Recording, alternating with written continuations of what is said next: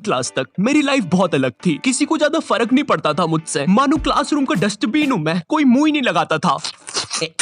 अबे श्रीवास्तव, क्या कर रहा है यार ये?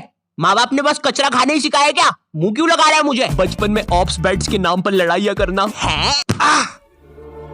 तूने मेरा बच्चा मार दिया। वो बारबी की नेम चिट को स्टिकर की तरह सर पे लगा लेना। मेरा तो एक यूट्यूब चैनल भी था, अजीब सी वाइन्स बनाता था मैं उस पे। मुन्नू, तू एक घोड़ा है। नुन्नू, जो बोलता है वही होता है। मुन्नू ऐसा कुछ नहीं।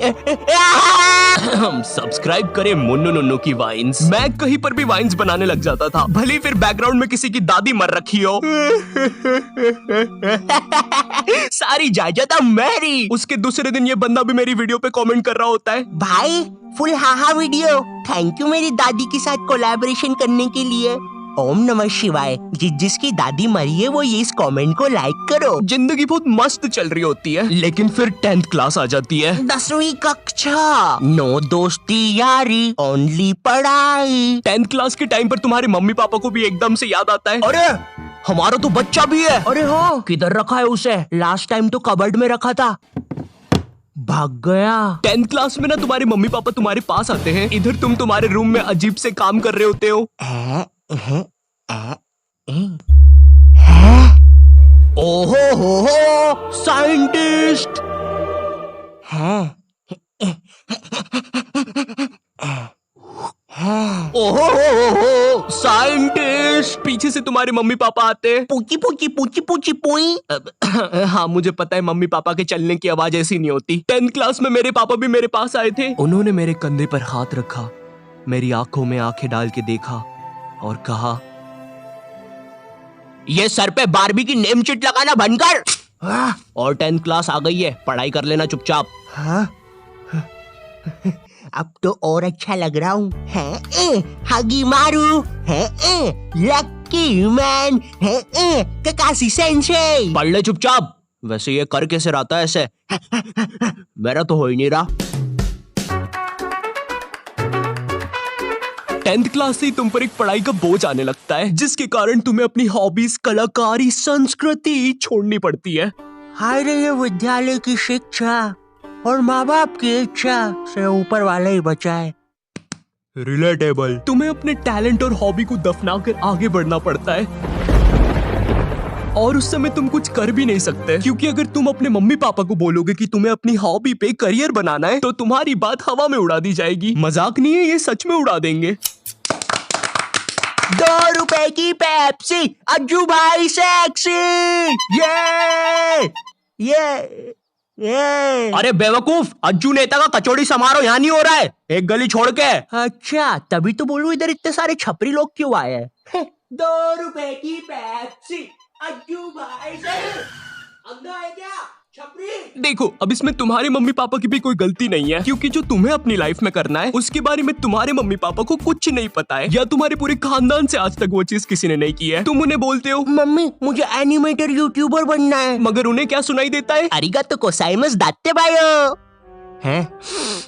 माँ बाप को समझाना बहुत मुश्किल होता है, पता है, क्योंकि इनको बस 2-3 करियर के बारे में ही पता होता है। और क्या तुम प्लीज अपना ये बाजा बजाना बंद करोगे? Thank you. अगर तुम इन करियर में से कुछ नहीं बन रहे हो, तो तुम्हारे मम्मी पापा के हिसाब से तुम पक्का कोई क्रिमिनल या तो मैक्सिको के ड्रग डीलर बन रहे हो। Como te llamamos, amigo? Eriste porte, mamma mia.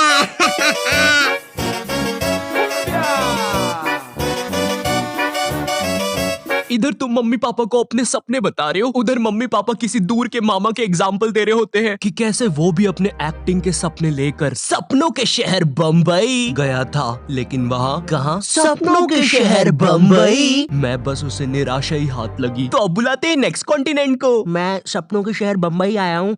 जहाँ से मैं आया हूँ वो बुरे सपनों का शहर है, और मैं देखो यार, मेरी तरफ से ना है। जय माता दी, लेट्स रॉक। चिक चिक बूम फायर। और ये कॉन्टिनेंट हुआ बाहर। ये सब फेक होता है। मेरा नाम तक नहीं पूछा।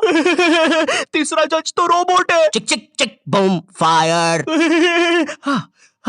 कितना बड़ा स्टेज है। एक साइकिल ही रख दो बाहर जाने के लिए भाई। गाड़ी बुला के जाना पड़ेगा। भैया बाहर तक छोड़ दो। फट फट फट फट फट फट फट। कुत्ते सबके सब कुत्ते।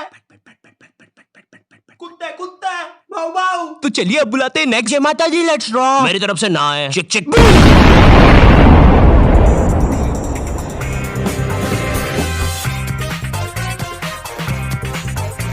तो अब मैं अपने बारे में बताता हूँ। तो नॉट यू टाइप जी। थू। जी आपने कहा कि आपको पढ़ाई में बचपन से इंटरेस्ट नहीं था, जी बचपन से ही कुछ क्रिएटिव करना था आपको।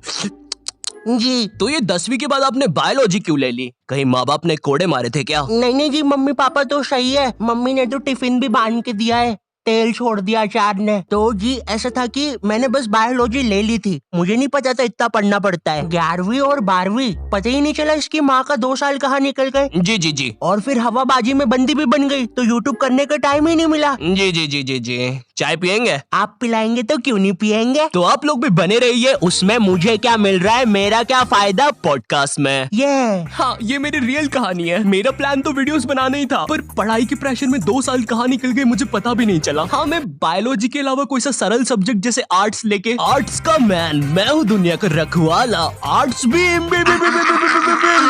बन सकता था। पर मेरे स्कूल में मैथ्स, बायोलॉजी और कॉमर्स के अलावा कोई सब्जेक्ट ही नहीं था। और देखो, मुझे कॉमर्स और मैथ्स तो लेना नहीं था, क्योंकि कॉमर्स वालों को स्कूल में कोई सीरियस नहीं लेता था। अंदर आग लगी है, आग है अंदर। अच्छा तो ये ले पानी। अरे अरे क्या कर रहे हो, सच बोल रहा हूँ, बंटी और रोहन ने आग लगाई है। चल बंटी कमाल, पाद के मचाते धमाल। भाई तुझे कितनी बार बोला है, मुझे वो डायलॉग पसंद नहीं।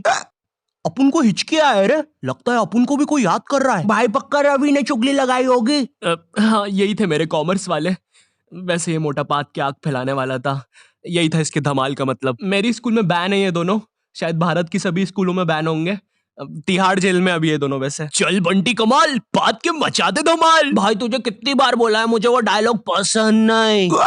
अपन को हिचकी आया रे, लगता है कोई याद कर रहा। भाई पक्का रवि होगा। अब अगर मैं मैथ्स की बात करूँ तो मैथ्स के साथ मेरे रिश्ते बहुत बेकार है, वो मुझे पागल करता है। 12th के बाद मैंने सोचा था कि अब मैं आराम से वीडियोस बनाऊंगा, लेकिन फिर मुझे नीट के बारे में पता चलता है। जिन लोगों को नीट के बारे में पता नहीं है, ये जेई जैसी एग्जाम होती है, और जिनको जेई के बारे में नहीं पता, ये नीट जैसी एग्जाम होती है। मेरा नाम पपलू है और मुझे मछली पसंद है। सरल भाषा में कहूँ तो नीट की एग्जाम से तुम